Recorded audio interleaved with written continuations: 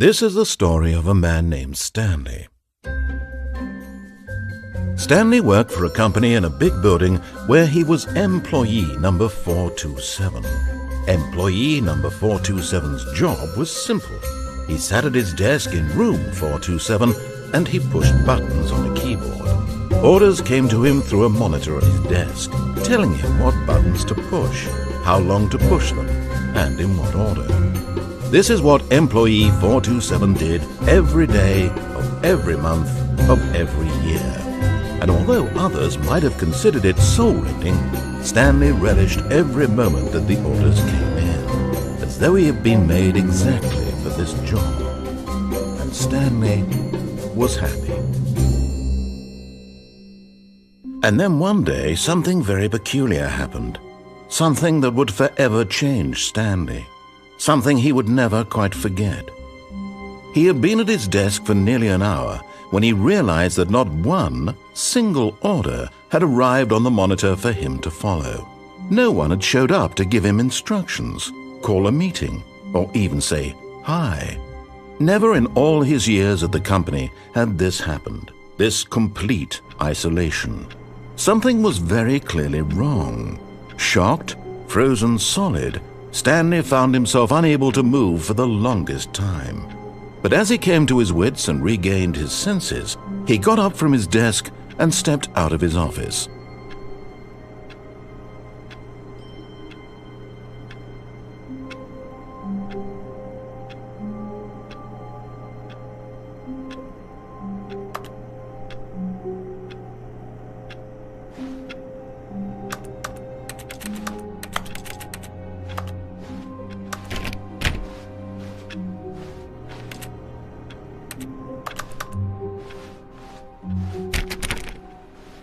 All of his co-workers were gone.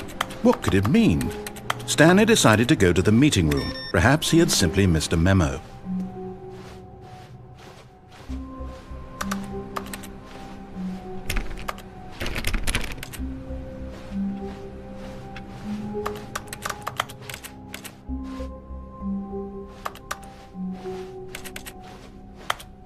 When Stanley came to a set of 2 open doors, he entered the door on his left.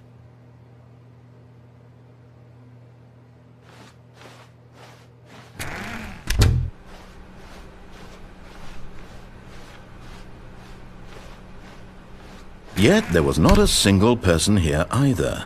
Feeling a wave of disbelief, Stanley decided to go up to his boss's office, hoping he might find an answer there.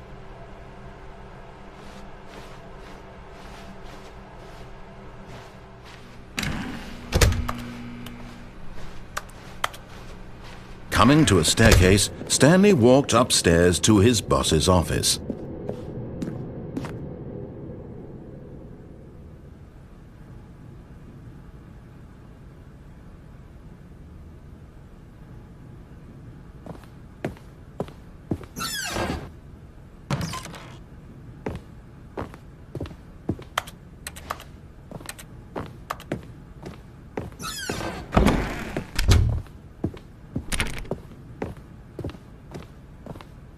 Stepping into his manager's office, Stanley was once again stunned to discover not an indication of any human life.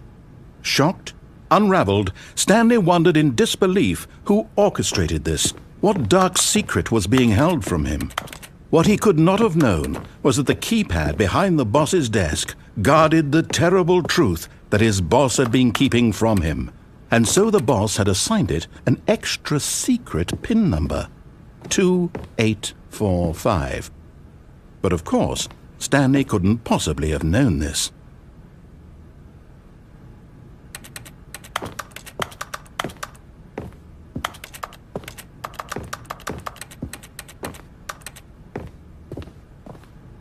Stanley just sat around twiddling his thumbs.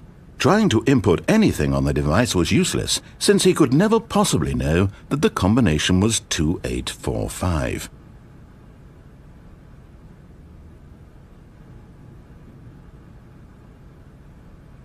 2845.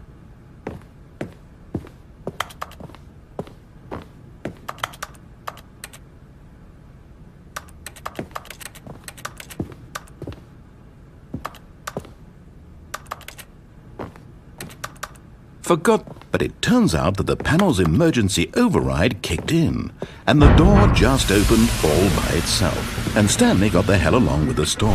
Well, whoop-de-doo.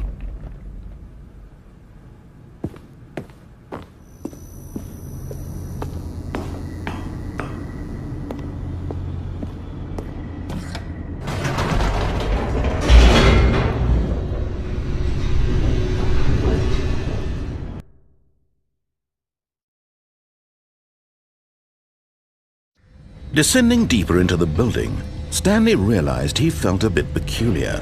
It was a stirring of emotion in his chest, as though he felt more free to think for himself, to question the nature of his job. Why did he feel this now, when for years it had never occurred to him? This question would not go unanswered for long. Whoops, nope, never mind. Stanley actually got back into the elevator and went back up. Silly me.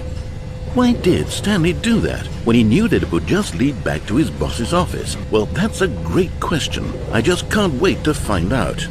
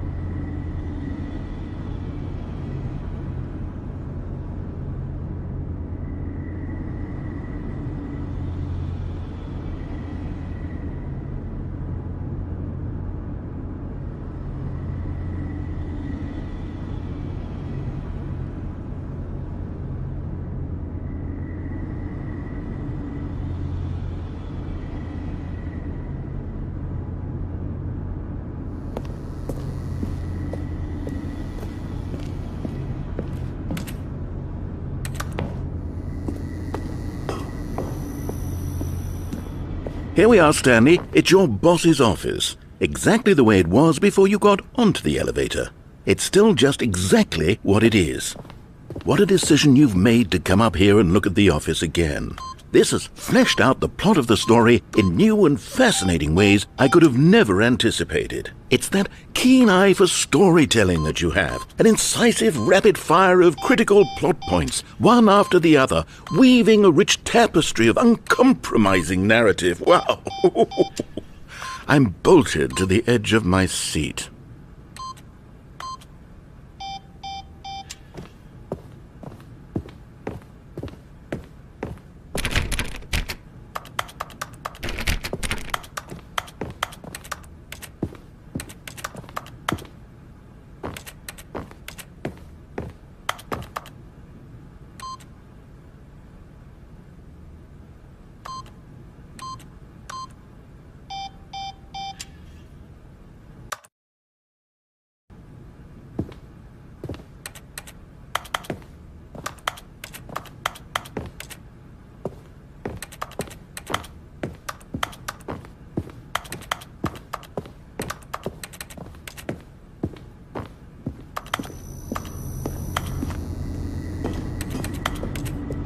Incredible.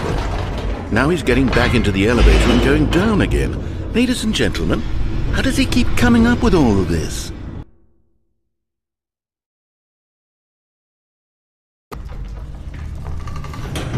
Surely this time Stanley